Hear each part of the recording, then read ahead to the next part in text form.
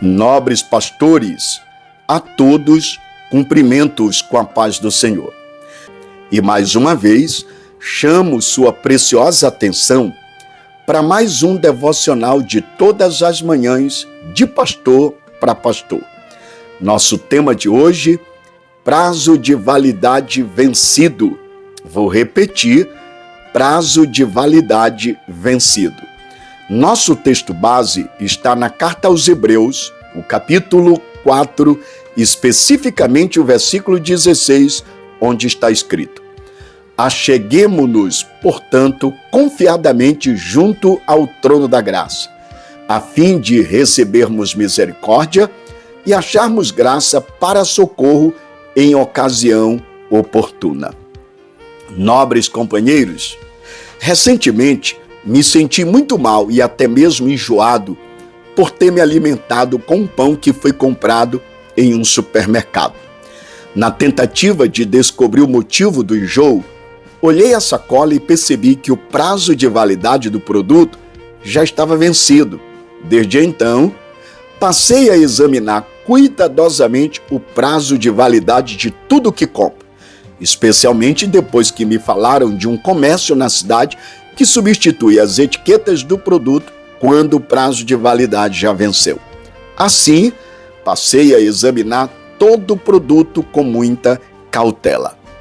Mas como se não bastasse, ainda fui surpreendido em um outro dia em meio a uma viagem, retornando ao meu estado, mais precisamente à cidade de Imperatriz. No caminho, comprei um pacote de castanha do Pará e vi que o prazo de validade não estava vencido, mas o produto em si apresentava sinais de deterioração. E a partir de então aprendi mais uma lição. Não basta apenas ver o prazo de validade. É preciso observar também a qualidade do produto. E detalhe, minha esposa é muito criteriosa nesse aspecto. E vez por outra faz uma faxina em casa nos produtos e medicamentos, observando o prazo de validade. E nós levamos isto a sério. Se o prazo venceu, jogamos fora. Não importa o preço do produto, principalmente remédio. O prazo venceu, vai para o lixo, porque se perdeu a validade, significa que o produto com certeza perdeu também o seu efeito. Bem, eu imagino que o nobre pastor deve estar fazendo a seguinte pergunta: Pastor João Batista, por que essa abordagem? Eu respondo dizendo para você: são apenas atitudes preventivas que visam promover o cuidado com a saúde do corpo. Mas, ao mesmo tempo, estou chamando sua preciosa atenção para uma realidade espiritual que faz parte da vida de todo cristão e, sobretudo, nós pastores. Se, de um lado, precisamos ter os olhos abertos para o cuidado com a saúde, observando o prazo de validade de tudo aquilo que usamos como alimento ou antídoto medicinal, por outro lado, precisamos ter muito mais cuidado com a nossa saúde espiritual. E nesse aspecto, infelizmente, há muitos cristãos, isso inclui pastores que estão com um prazo de espiritualidade da sua vida vencido. São pastores que já não oram há muito tempo, já estão com o seu tempo de oração vencido e na sua agenda não há mais espaço para uma vida de oração e de devoção a Deus. A mente está cheia com as ocupações e o ativismo da vida que vagueia e assim o nobre pastor perdeu a comunhão com o Senhor. Como se não bastasse, há outros que há muito tempo já não leem mais a Bíblia, não meditam nela e nem sequer a estudam. E assim vivem na superficialidade de uma fé frágil e oscilante. Assim, o seu tempo de leitura bíblica já perdeu valor, já caiu no esquecimento e agora nem alimenta a si mesmo, quanto mais o rebanho de Cristo que está sob os seus cuidados. Isto explica o porquê da insensibilidade espiritual de muitos ministros no culto e a falta de inspiração na exposição da palavra. A pregação não é penetrante, mas sem vida e sem sabor. Sua liderança é doentia e sem empolgação. Acerca disto, já dizia o grande teólogo E.M. Bold: homens mortos tiram de si sermões mortos. E sermões mortos, quando pregados, matam a igreja. E nesse aspecto, quando o tempo da oração e da leitura bíblica estão vencidos e o ministro já não consegue mais gastar tempo em oração e nem tampouco tem tempo no estudo e meditação da palavra, isto desemboca em uma grave enfermidade chamada raquitismo espiritual. Se você não sabe, eu vou lhe explicar o que é. O raquitismo resulta da falta de uma alimentação saudável na quantidade e na qualidade da sua composição para atender às necessidades de uma pessoa em plena formação e desenvolvimento. Sem isso, a pessoa pode até sobreviver com a pouca alimentação que recebe, mas não conseguirá crescer e muito menos desenvolver a sua vida, especialmente o seu corpo. Semelhantemente, o ministro do Evangelho que não ora, não estuda a palavra de Deus, sofrerá de raquitismo espiritual, ou seja, terá deficiência espiritual por falta de oração, falta de meditação da palavra. Isso significa falta de discernimento espiritual, falta de poder do Espírito Santo, falta de graça aos olhos da igreja, falta de ânimo diante de muitas adversidades.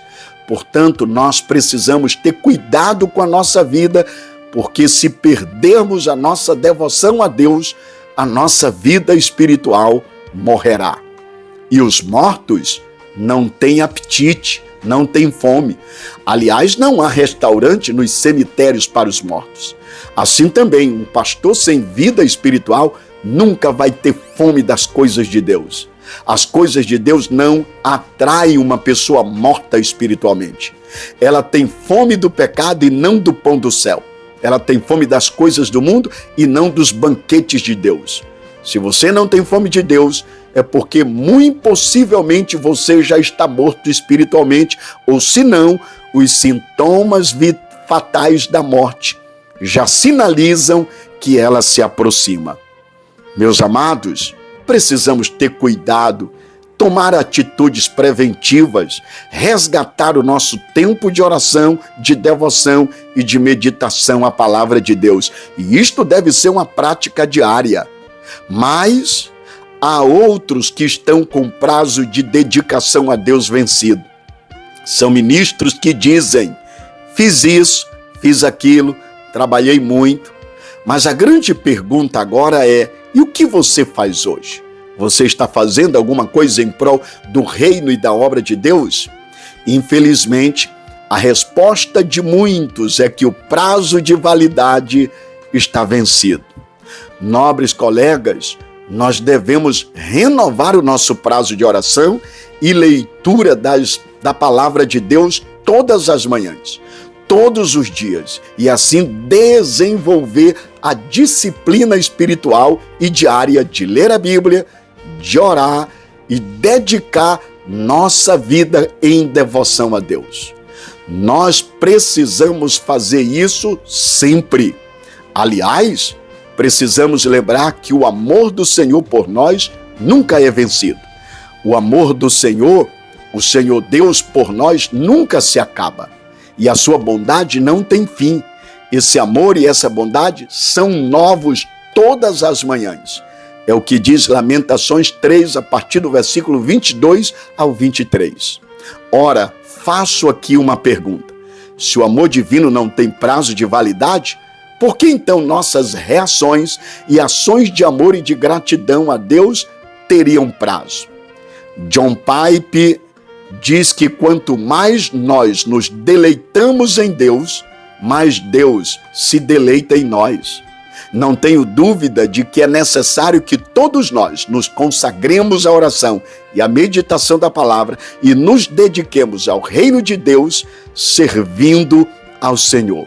Somente assim nos tornaremos homens de lágrimas, homens que choram por si mesmo e pelo povo de Deus, homens santos e piedosos, cheios do Espírito Santo, prontos a viver e, se necessário, morrer pela causa do Evangelho de Cristo.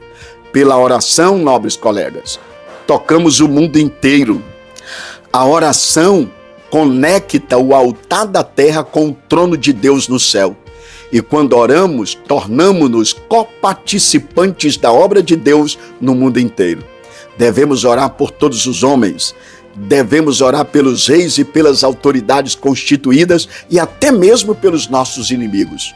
Tudo quanto Deus faz, o faz em resposta às orações.